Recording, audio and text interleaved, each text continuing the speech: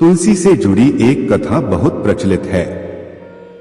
श्रीमद् देवी भागवत पुराण में इनके अवतरण की दिव्य लीला कथा भी बनाई गई है। एक बार शिव ने अपने तेज को समुद्र में फेंक दिया था। उससे एक महातेजस्वी बालक ने जन्म लिया। यह बालक आगे चलकर जालंधर के नाम से पराक्रमी दैत्य राजा बना। इसकी राजधानी का नाम जालंधर नगरी था। दैत्यराज कालनेमी की कन्या वृंदा का विवाह जालंधर से हुआ। जालंधर महाराक्षस था।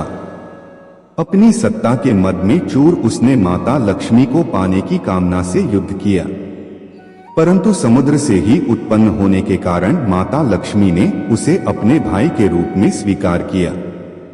वहां से पराजित होकर वह देवी पार्वती को पाने की लालसा से कैलाश पर्वत पर गया।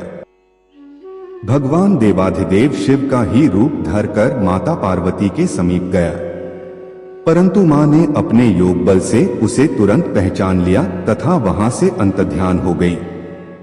देवी पार्वती ने क्रुद्ध होकर सारा वृतांत भगवान विष्णु को सुनाया। जालंधर की पत्नी वृंदा अत्यंत पतिव्रता स्त्री थी। उसी के पतिव्रत धर्म की शक्ति से जालंधर न तो मारा जाता था और न ही पराजित होता था। इसीलिए जालंधर का नाश करने के लिए वृंदा के पतिव्रत धर्म को भंग करना बहुत जरूरी था। इसी कारण भगवान विष्णु ऋषि का वेश धारण कर वन में जा पहुंचे, जहां वृंदा अकेली भ्रमण कर रही थी। भगवान के साथ दो मायावी राक्षस भी थे, जिन्हें देखकर वृंदा भयभीत हो गई। ऋषि ने वृंदा के सामने पल में दोनों को भस्म कर दिया। उनकी शक्ति देखकर वृंदा ने कैलाश पर्वत पर महादेव के साथ युद्ध कर रहे अपने पति जालंधर के बारे में पूछा। ऋषि ने अपने माया जाल से दो वानर प्रकट किए। एक वानर के हाथ में जालंधर का सिर था तथा दूसरे के हाथ में धड़। अपने पति की यह दशा देखकर वृंदा मूर्छित होकर गिर पड़ी। होश में आने पर उन्होंने ऋषि रूपी भगवान से विनती की कि वह उसके पति को जीवित करें।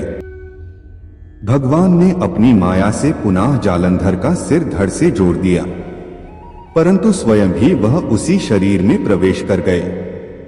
वृंदा को इस छल का जरा भी आभास न हुआ। जालंधर बने भगवान के साथ वृंदा पतिव्रता का व्यवहार करने लगी, जिससे उसका सतीत्व भंग हो गया। ऐसा होते ही वृंदा का पति जालंधर युद्ध में हार गया। इस सारी लीला का जब वृंदा को पता चला तो उसने क्रुद्ध होकर भगवान विष्णु को शिला होने का श्राप दे दिया तथा स्वयं सती हो गई। जहां वृंदा भस्म हुई वहां तुलसी का पौधा उगा। भगवान विष्णु ने वृंदा से कहा, हे वृंदा, तुम अपने सतीत्व के कारण मुझे लक्ष्मी से भी अधिक प्रिय हो गई हो। अब तुम तुलसी के रूप में सदा मेरे साथ रहोगी। जो मनुष्य भी मेरे शालिग्राम रूप के साथ तुलसी का विवाह करेगा उसे इस लोक और परलोक में विपुल यश प्राप्त होगा। जिस घर में तुलसी होती है वहां यम के दूत भी अस्मय नहीं जा सकते।